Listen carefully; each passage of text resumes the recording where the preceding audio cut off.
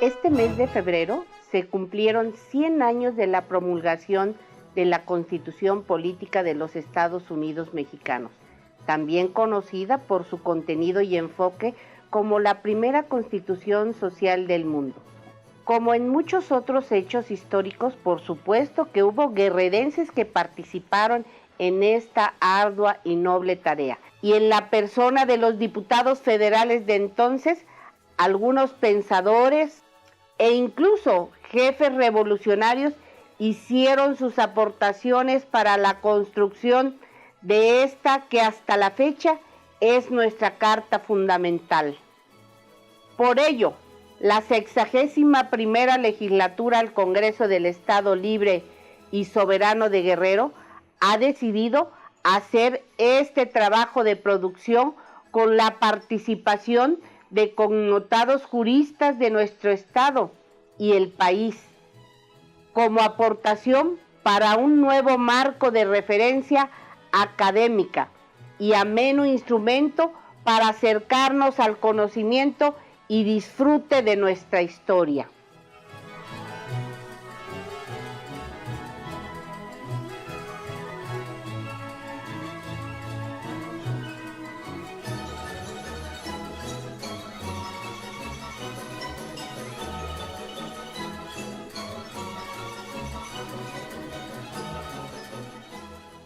La Constitución Política de los Estados Unidos Mexicanos es el documento jurídico-político más importante del país. Establece en su contenido los ideales y anhelos de toda una nación.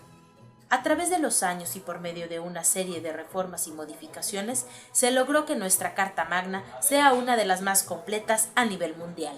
Actualmente la Constitución se integra de 136 artículos y 9 títulos.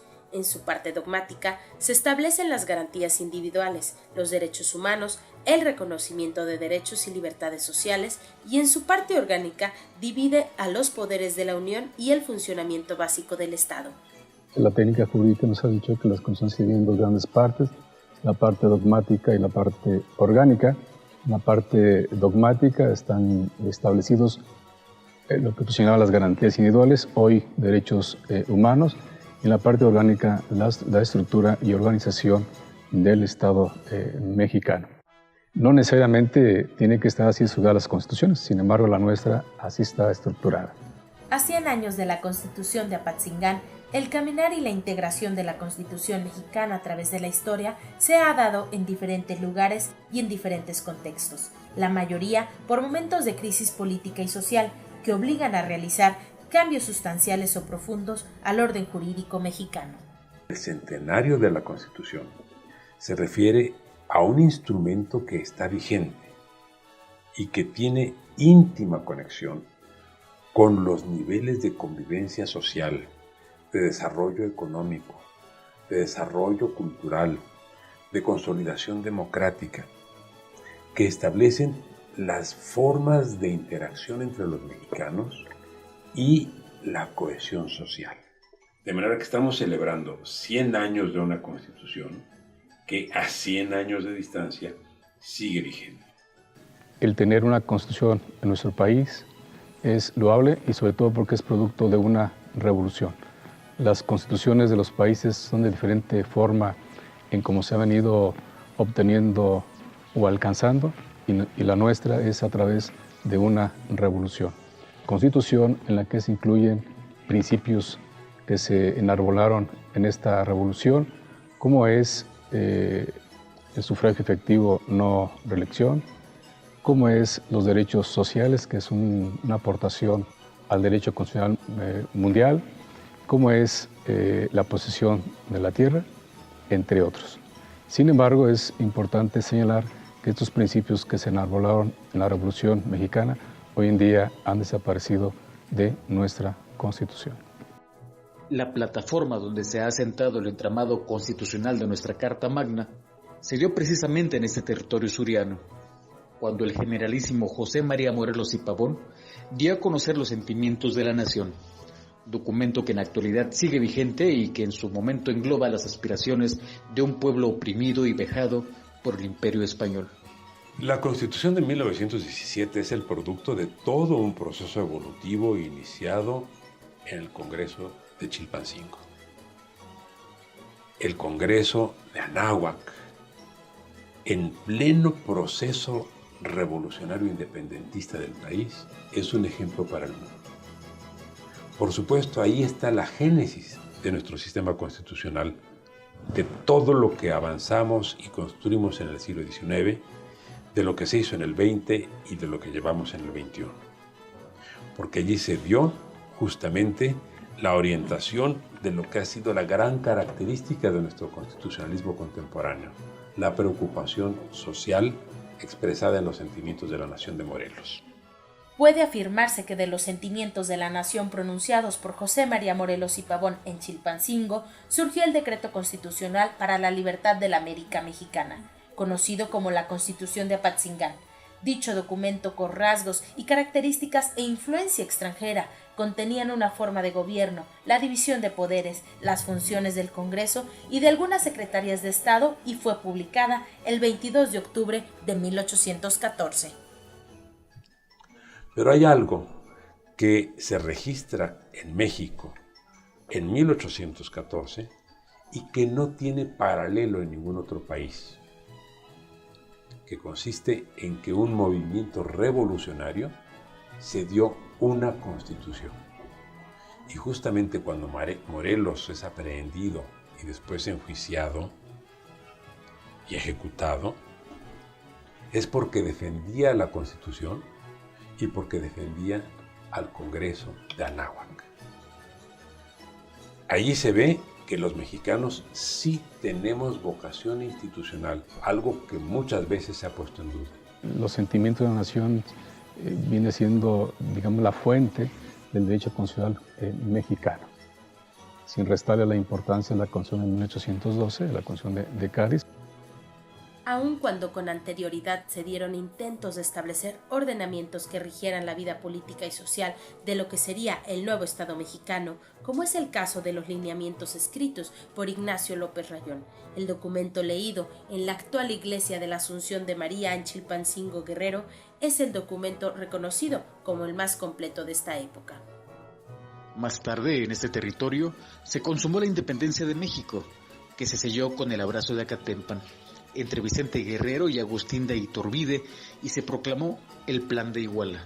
No teniendo las características propiamente de una constitución, el Plan de Iguala, proclamado el 24 de febrero de 1821, fue el documento que terminaba con la Guerra de Independencia y que con sus 23 artículos declaraba la soberanía absoluta de la nación, pero establecía también una forma de gobierno monárquico. Este documento posteriormente fue ratificado y ampliado en los Tratados de Córdoba el 24 de agosto de 1821. Posteriormente se promulgó la Constitución de 1824, la primera que entró en funciones verdaderamente y en forma, después de consumada totalmente la independencia, y establecía un gobierno federal y dividía en estados la República Mexicana. Establecía el poder legislativo en Cámara de Diputados y senadores. El territorio guerrerense salta de nuevo escena en 1854 con el Plan de Ayutla, rebelión encabezada por Florencio Villarreal y otros liberales, teniendo como idea principal terminar con la dictadura de Santa Anna, logrando el objetivo un año después, siendo designado Juan Álvarez en la presidencia. Los guerrerenses fueron los autores materiales de la revolución de Ayutla, la revolución liberal, ¿verdad? El Plan de Ayutla es el plan en el que se fundamenta, uno, la proscripción de la dictadura, porque fue un levantamiento en contra del santananismo. En segundo lugar, y esto es capital para el país, es el movimiento en el que se funda el Estado laico mexicano, que fue construido a partir de la Constitución de 1857, producto directo del Plan de Ayutla.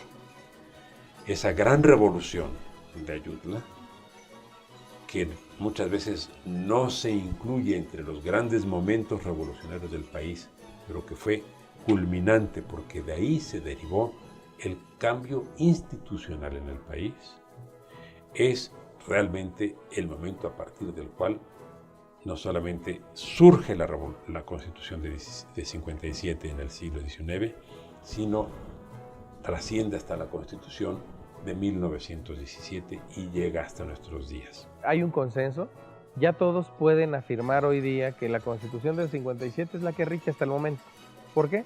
Porque los principios que se encuentran en la del 57 están presentes en la del 17 y están presentes hoy. No hay vuelta de hoja. Incluso el nombre completo de la Constitución de 1917 es Constitución Política de los Estados Unidos Mexicanos, que reforma la de 5 de febrero de 1857. Es decir, estamos hablando de que el propio constituyente asume que lo que tiene en sus manos es la Constitución del 57 y la está reformando. La reforma y le adiciona aspectos tan importantes como el contenido social, que es lo que caracteriza además a la Constitución mexicana de ese año, porque va a ser con el paso del tiempo reconocida por propios y extranjeros como la primera constitución político-social del mundo. Juan Álvarez y sus aliados expidieron las leyes de reforma, buscando con ello restablecer el sistema político del país. Desde luego el Estado de Guerrero no se debe este esfuerzo y no ha sido ajeno a otros movimientos que han derivado en nuestros textos constitucionales. Concretamente, es determinante la influencia del Estado de Guerrero en la Constitución de 1857. Fue una Constitución, la de 57, muy avanzada para su tiempo. Los conservadores y moderados impidieron la incorporación de ciertas medidas avanzadas, la libertad religiosa, la nacionalización de los bienes eclesiásticos, la desaparición de las órdenes monásticas. Eso no se pudo hacer a pesar de los esfuerzos que hicieron los liberales puros o avanzados del constituyente de 57, Zarco, Guillermo Prieto, León Guzmán, Ignacio Ramírez. Esto fracasó. Esto lo pudo hacer el presidente Juárez en las leyes de reforma que comenzó a dar en el mes de julio de 1860 en Veracruz. Y la más importante fue la ley de nacionalización de los bienes eclesiásticos de julio de 1860, y con esto le partió el espinazo al bando conservador, a la Iglesia Católica, y esto permitió que el ejército liberal venciera en Calpulalpan en diciembre de 60 al ejército conservador.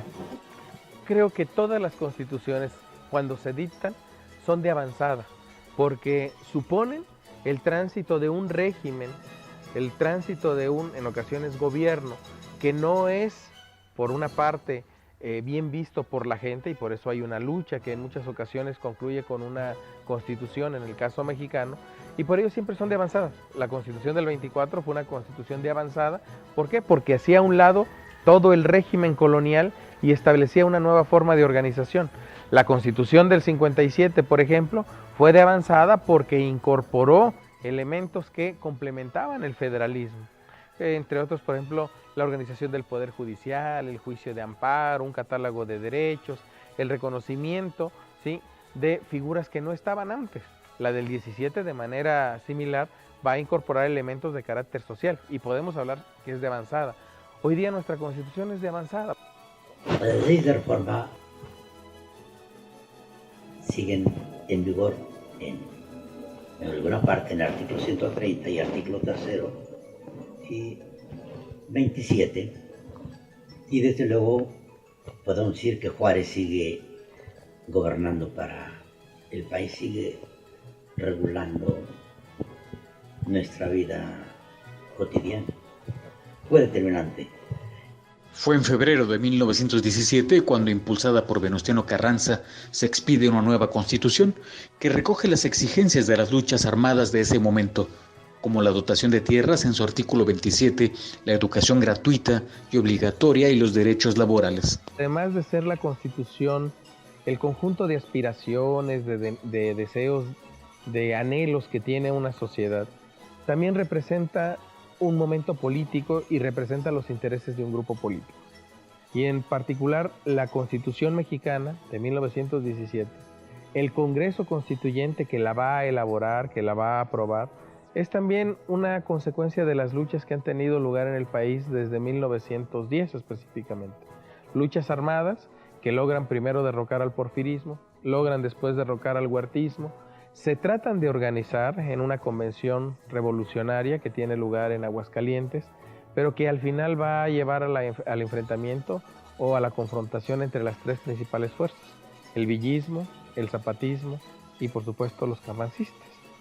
El movimiento carrancista se parece mucho al movimiento de Morelos, porque así como Morelos planteó la necesidad en el Congreso de la Anáhuac de una constitución nacional mexicana, Carranza encabezó lo que llamó Revolución Constitucionalista.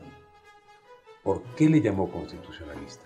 Porque el propósito de la revolución que él encabezó a partir de 1913 era la restitución del orden constitucional del país. Desde luego, podemos decir que ha habido una evolución. El texto de 1917 era un texto nacionalista que combatía los monopolios porque podían afectar a clases económicas débiles, establecía un sometimiento de las iglesias al Estado y, por otra parte, reconocía derechos a los trabajadores. Con el tiempo, la Corte se encargó de neutralizar la tajante declaración del 27 en relación al petróleo y fue hasta Cárdenas que volvió a insistir en el espíritu nacionalista del texto del 27. Pero en la medida que le dio a los campesinos el derecho a la dotación y restitución de tierras, significó que cada organización campesina y cada campesino en lo particular exigía sus derechos con la Constitución en la mano. Y así fue por décadas, y se cumplió con lo preceptuado por la Constitución, dándoles tierras a quienes tenían derecho a ellas. Fue en la ciudad de Querétaro donde el constituyente, integrado por representantes de todas las fuerzas políticas y de los diversos sectores económicos y sociales, dieron vida a la actual Constitución, denominada la primera de carácter social. En 1917 Guerrero no participó, literalmente no participó. Nuestros representantes que fueron elegidos en 1916 no tuvieron mayor participación ni asistencia en algunos casos en la discusión de la Constitución del 17. Pero me parece que en Guerrero se han hecho muchos avances que se incorporaron con el paso del tiempo al diseño en la Constitución Federal. Como guerrerenses, podemos estar orgullosos en parte de lo que pasó en el Constituyente y en parte no. ¿Por qué? El Estado de Guerrero tuvo 3 representantes en el Constituyente, ¿verdad? Fidel Jiménez, Fidel Guillén y Francisco Figueroa. Fueron los representantes oficiales de nuestro Estado en el Constituyente.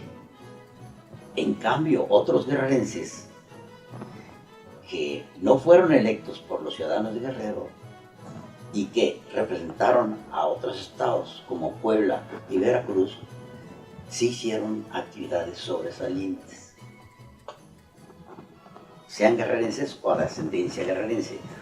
Alguien que representó a Cholula en el Constituyente fue David Pastrana Jaimes, originario de Mayanalán, del municipio de Tepecuacuilco, Guerrero. Él fue uno de los constituyentes brillantes, que hizo un papel extraordinario cuando se discutió lo relativo a reforma agraria, la reforma municipal y otros temas. Don David fue un extraordinario constituyente y un extraordinario jurista. La Constitución de 1917 se originó a partir de una realidad que no fue en ningún modo en un tejido de armonía, sino por el contrario, su origen surge como una respuesta que se originó a partir de la nueva realidad social que vivía México tras el inicio de la Revolución Mexicana, realidad que necesitaba una ley que se ajustara y garantizara los derechos de todos los mexicanos. Se incluían fundamentalmente los ideales que se enarbolaron en la Revolución y además, obviamente, quedaban plasmados todos los principios universales del derecho constitucional, como es la división de poderes fundamentalmente. Esta Constitución de 1917 es por mucho diferente a las anteriores. Derivado del porfiriato, se estableció la no reelección del presidente, el respeto a las garantías individuales, la división de poderes. Asimismo, se otorgaba una mayor soberanía a los estados. Si nosotros preguntamos en el ámbito formal quiénes han influido en la Constitución del 17, podemos encontrar la propia Constitución del 57, las constituciones del 24, porque extraemos el federalismo.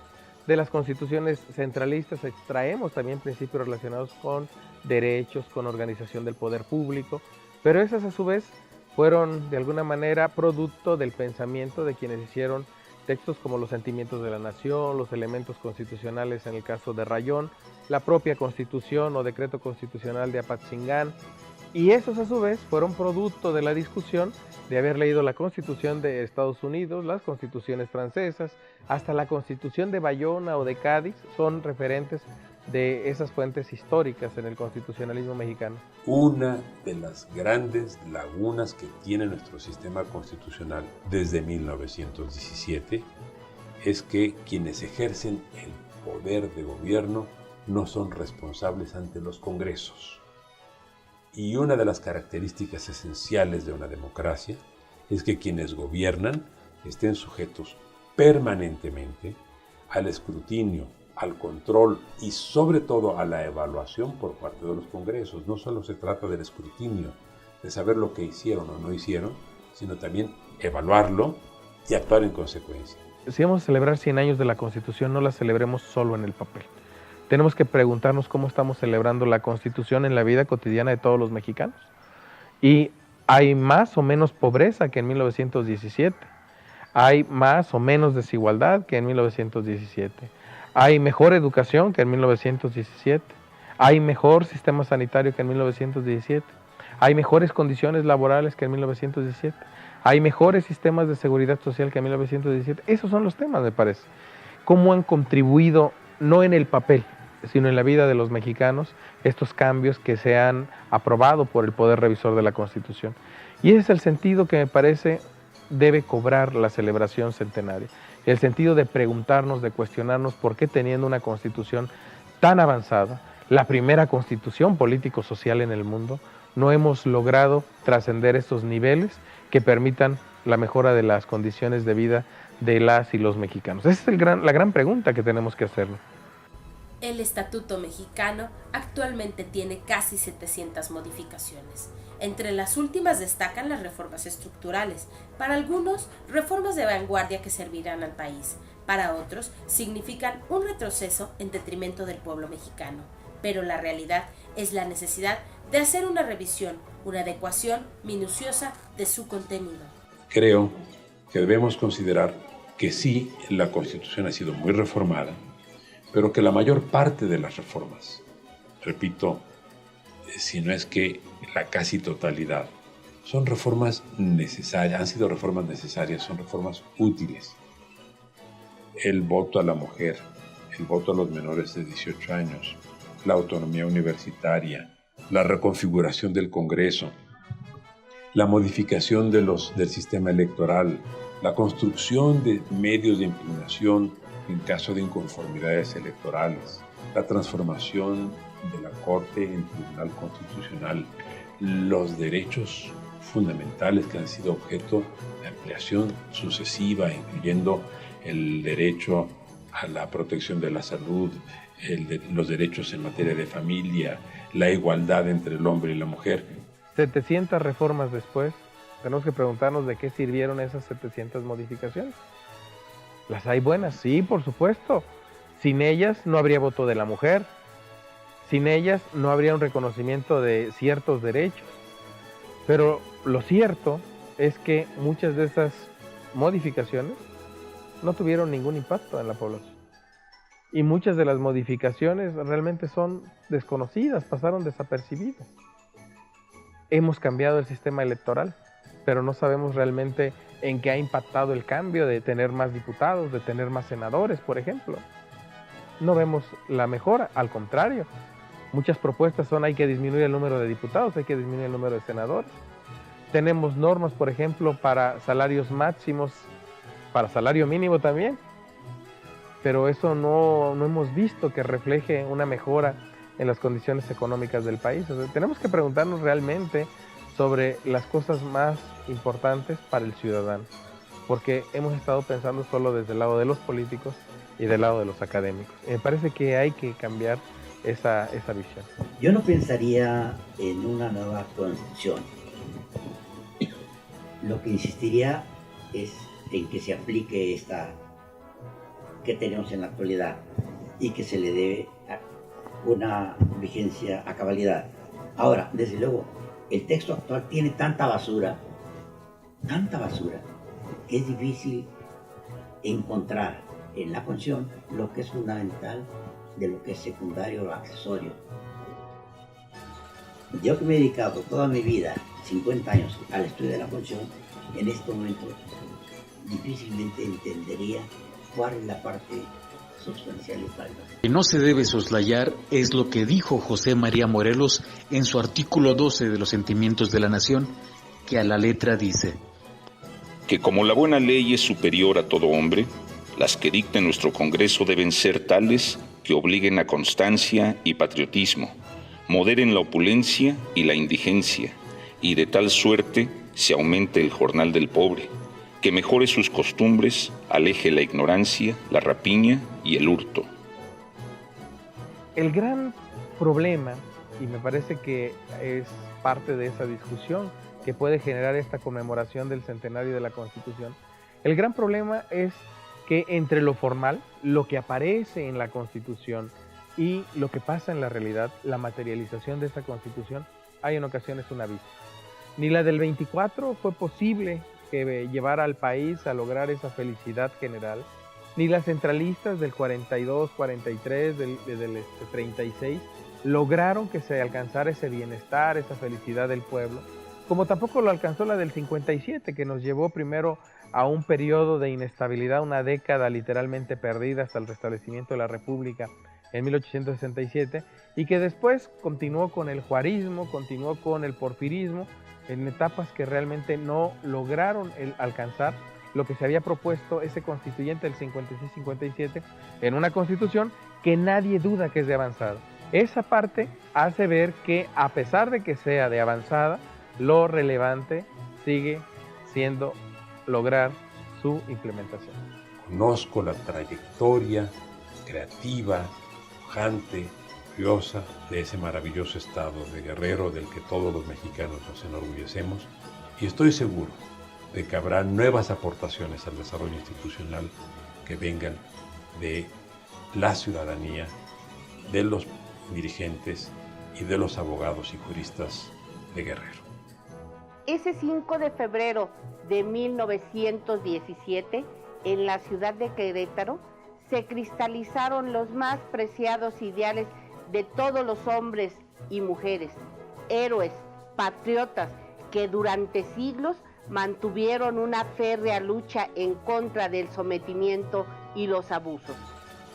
Resultado de esas grandes y épicas luchas, prolongados debates, pero sobre todo una gran pasión de los revolucionarios, brillantes pensadores y nobles corazones, quedó plasmado en ley el ideal de la nación, originado desde este Congreso de Chilpancingo, el Congreso de Anáhuac.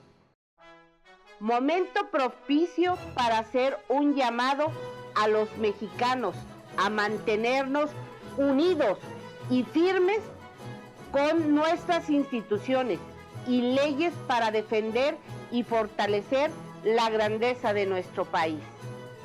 México tiene una gran reserva de valores, dignidad, moral, heredados de nuestros ancestros que nos dieron patria y libertad. Además, Contamos con nuestra Constitución política, el documento social producto de una de las grandes revoluciones mundiales del siglo XX, y este 5 de febrero cumple 100 años de vigencia.